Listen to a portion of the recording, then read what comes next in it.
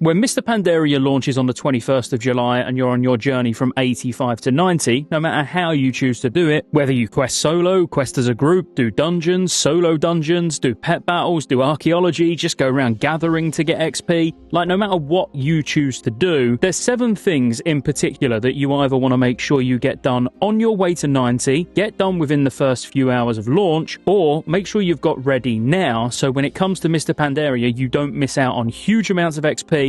And no, I'm not talking about quest stacking, or even potentially miss out on powerful items that you're going to be able to use on future characters when you level. Now, out of these 7 things that I personally am going to be making sure I get done, there is one that's incredibly, I don't want to say sweaty, because it's not really that big of a deal. But if you've got a scribe army set up because you've been watching my videos, you've been getting prepared for Mr. Pandaria along with me, then the last point we're going to talk about, you definitely want to make sure that you at least check whether you can do it or not. That'll be clear when we actually get to it. Now, when it comes to Mr. Pandaria, there's lots of reputations, as I'm sure you're already aware. And when you're level 90, depending on what reputations are important to you, will completely dictate what dailies you're actually going to be doing every day when you're 90. And maybe you're going to try and do all the reputations at the same time where you're doing a ludicrous amount of dailies every day. Or maybe you're just going to focus on 1 or 2. Once you've done with those ones, you'll start doing some more. So let's say you wanted to get anglers to exalted so you could get the mount that goes on water as well as getting the raft because perhaps you go fishing a lot. Then you're going to focus on anglers.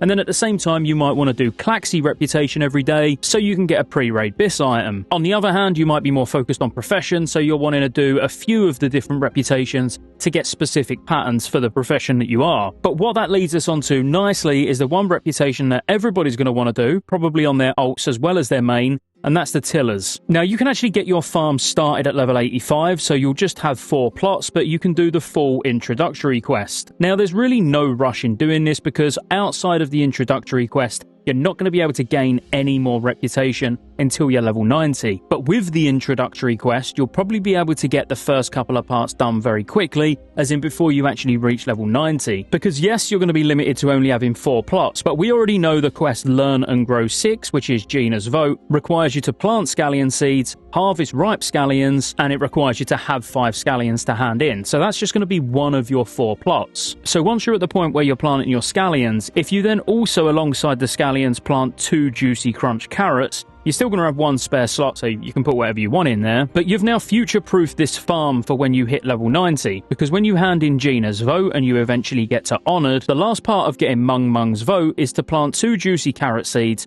harvest ripe juicy carrots, and of course then hand in 10. So what you're going to want to do is leave those 2 juicy carrots there, even if they've finished growing. Like, just leave those 2 plots until you get to that part of the quest, and then you haven't got to wait for them to grow, because all you're going to do is harvest them, so that's going to count as the harvest part. You're also then going to have the 10 juicy carrots to hand in, and then you're just going to plant 2, which is going to complete the quest. At that point, you don't need to wait for those juicy carrots to grow. You can just get rid of those straight away and start planting green cabbage, which is then for the next part that you're going to get at Revered. So by always being ahead and making sure that you get this part done while you're leveling, it means you're going to get the XP from doing the introductory quest anyway. You don't need to rush over there and do it at 85. You can wait till you're 86 and just naturally in Valley of the Four Winds. And there's a breadcrumb quest in literally every zone. So if you're just questing, you're naturally going to get sent over to the farm at the tillers anyway. But it's definitely something you don't want to miss, and less so about starting your farm and more so about planting those first crops cleverly. So you're not having to wait a full day because you chose just to plant loads of scallions instead of actually planting carrots so they're ready for the next step. So that's the first thing, and TLDR, get the farm started, plant 1 scallion, 2 juicy carrots, and then whatever else you want in that last slot. It really doesn't matter. Now, next up is a couple of add-ons. Spread all over Mr. Pandaria, there's lots of treasures. There's achievements to collect all of these treasures, and some of these treasures give you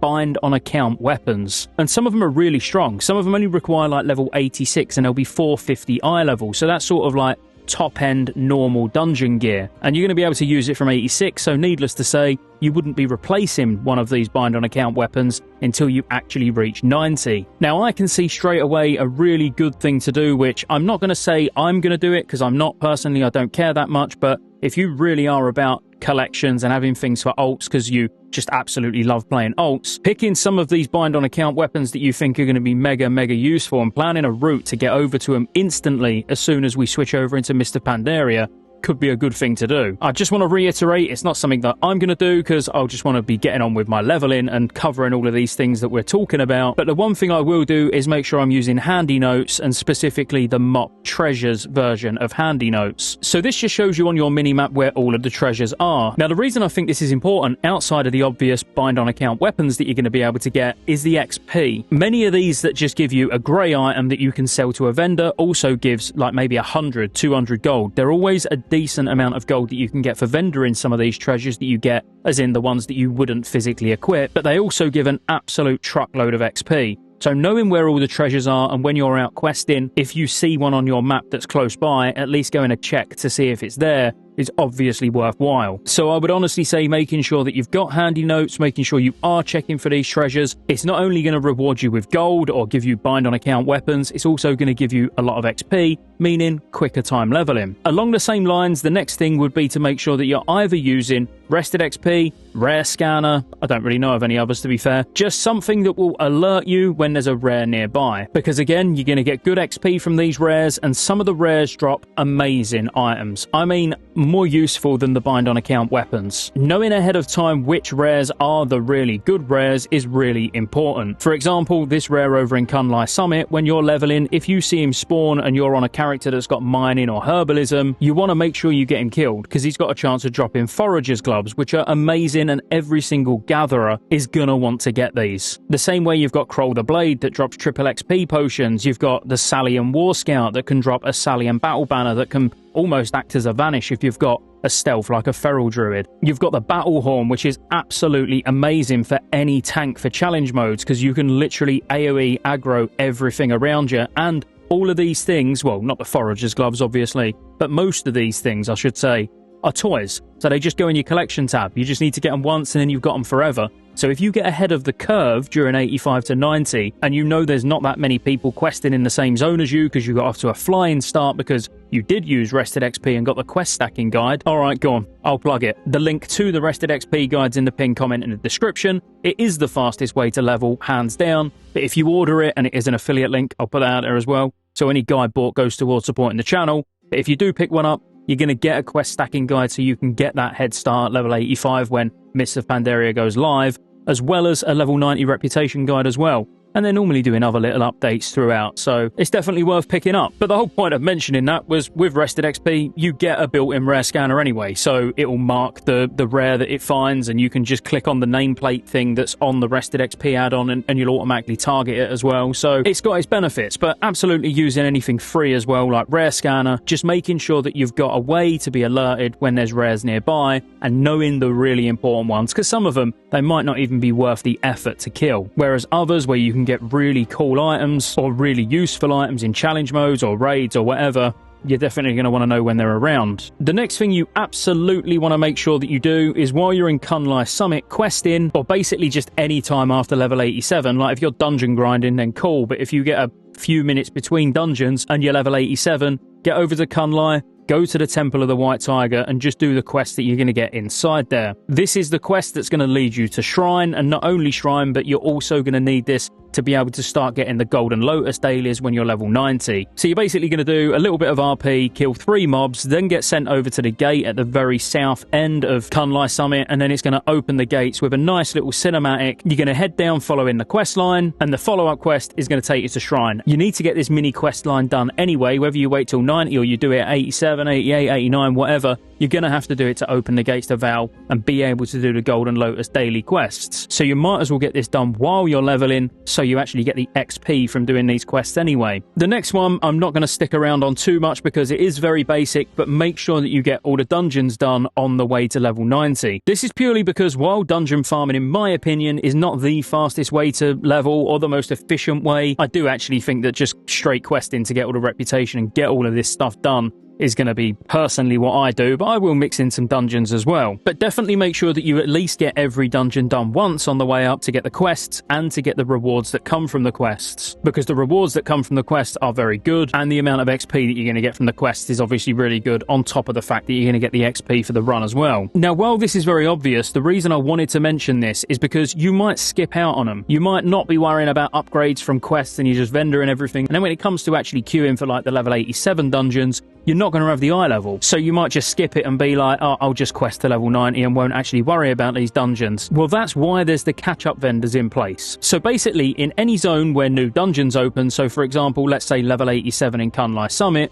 there'll be a vendor, like this one, where you can buy a full set of gear, which is the exact eye level that you would need to be able to get in, let's say, the level 87 dungeons. The same way as, let's say, you was freshly dinged 85, you've just quested your way through Cataclysm, you've not done any raids, you're not like continuing on from Cataclysm, you're just coming to play the game for Mr. Pandaria. When you go into Jade Forest, you're definitely not going to have the eye level to do Storm Stout Brewery and Temple of the Jade Serpent, but you can go to a catch-up vendor and buy a full set of gear, which will allow you to queue for both of these now. So when you are running around and new dungeons unlock because you've just leveled up, just go and visit the vendor relevant to your level, so whether it's the one up on the wall near Vale of Eternal Blossoms, or the one in Kunlai, or even if it's the one in Jade Forest, just go and buy a full set of gear, or just fill in those slots that you're missing, get yourself in the dungeons. And while we're talking about running around questing, my next one would be to do every single quest in Dreadwaste. Literally every person, no matter how you're leveling, I would recommend to quest from 89 to 90. There's so many reasons outside of just the pre-raid bis item to be doing Claxi reputation. You've got restorative ambers for challenge modes, there's 463 weapons, there's tons of profession recipes that come from Claxi as well. But ultimately, if you want to get that pre-raid bis item, once you get to Exalted with Claxi,